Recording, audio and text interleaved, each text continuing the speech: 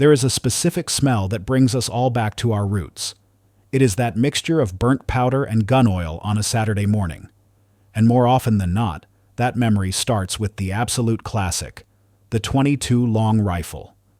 There is just something timeless about this cartridge. We are talking about a round that is well over a century old. It has faced a constant barrage of competition from newer, faster, and punchier rimfire cartridges. Yet, the humble .22 long rifle still holds the throne. It is the undisputed champion for plinking at the range.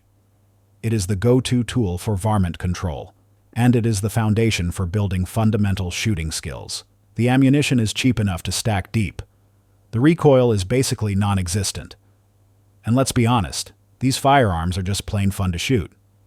But here is the thing that bugs me. A lot of shooters simply do not realize just how much hidden potential this little round actually has. In this breakdown, we are going to dive into the deeper side of .22 long rifle performance. We are talking about the technical details that most folks tend to overlook. We will cover optimal barrel lengths. We will discuss the ideal twist rates. And we will explain why the specific type of ammunition you load into your magazine can make a massive difference. We are going to help you unlock everything that your .22 long rifle is capable of. So, kick back, grab your favorite drink, and stick with us. This one is for the die-hard shooters who want to get the absolute most out of their gear.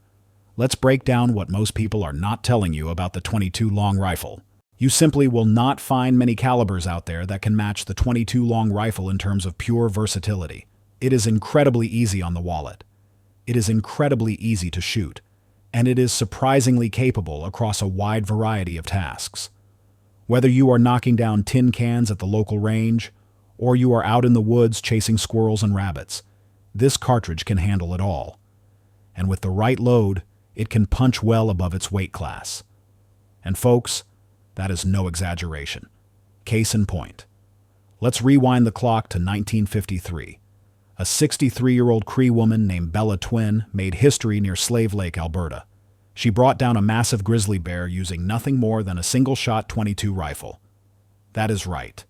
A single-shot, bolt-action .22 Cooey Ace 1, held together with duct tape and grit. Bella waited until that bear was dangerously close, and then she calmly placed a single shot directly into the sweet spot of its skull. It dropped right there on the spot.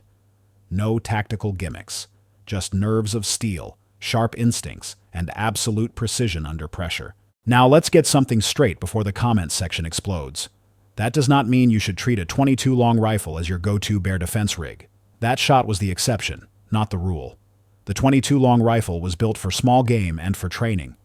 It was not built for stopping apex predators. Trying something like that intentionally would not only be foolish, but it could also land you in some serious legal hot water depending on your jurisdiction.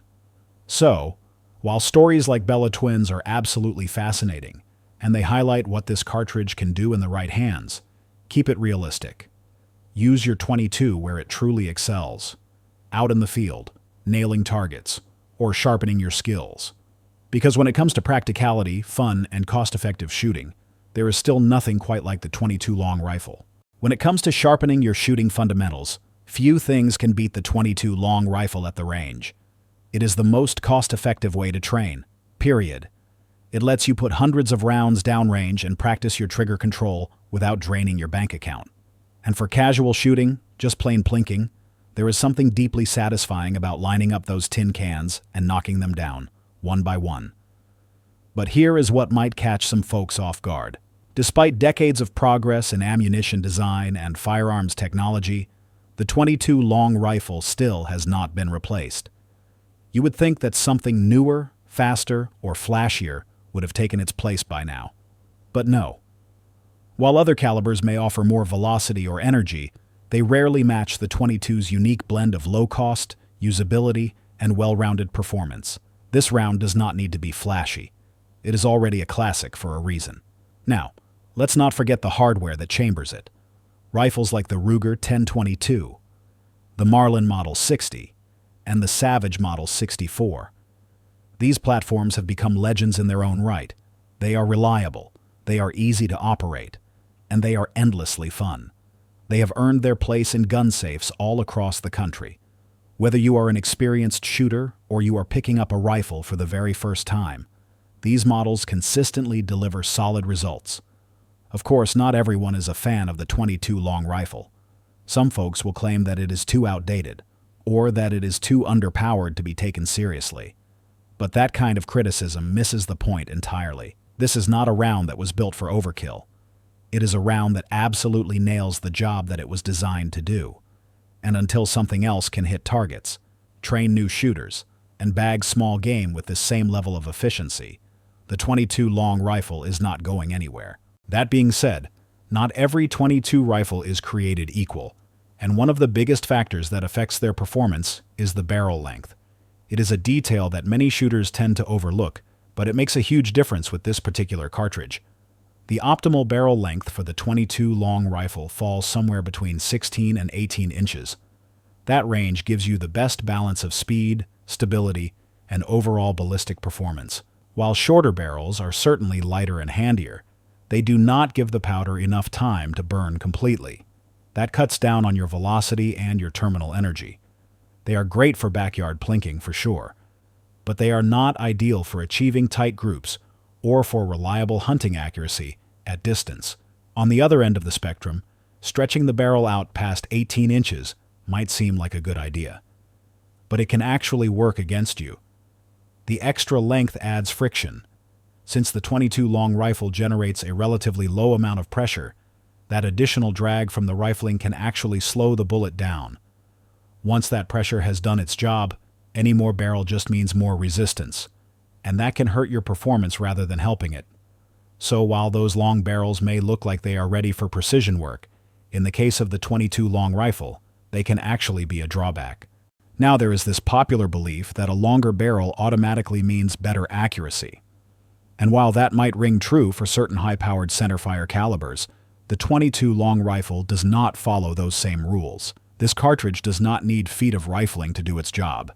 It just needs enough barrel to build up the proper velocity and to burn the powder efficiently. Stretching the barrel out past that sweet spot might seem like a smart move. But in reality, it only adds unnecessary bulk and makes the rifle less agile. So, what is the verdict? For optimal performance and flexibility, you are best off with a barrel in that 16 to 18 inch range. That will give you the ideal handling for everything from range work to small game hunting. If you want something more compact, sure, a shorter barrel is fine for close quarters work. But just be prepared to give up a bit of velocity in return.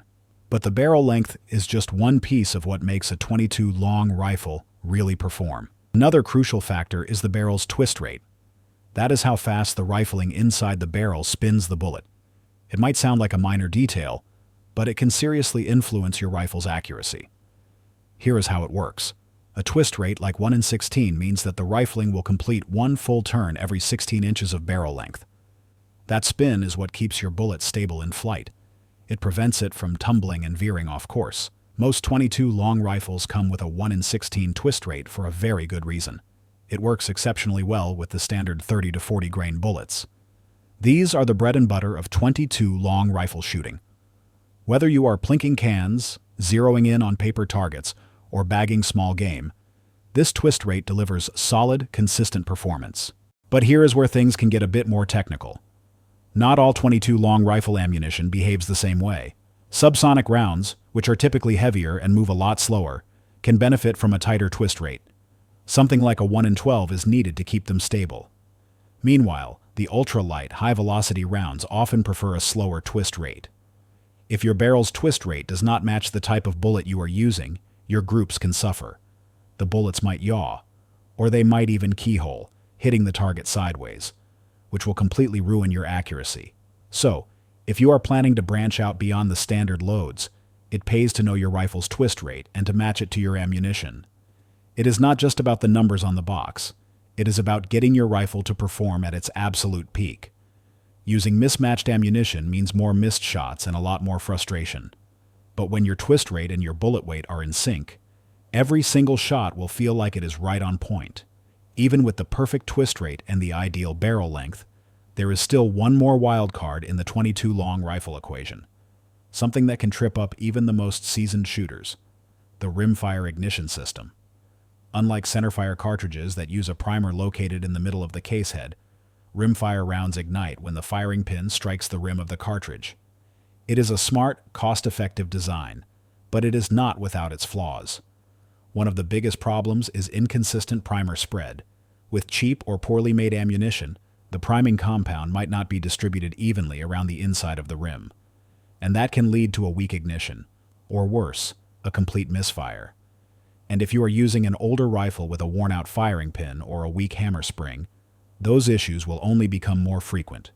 Misfires are not just an annoyance.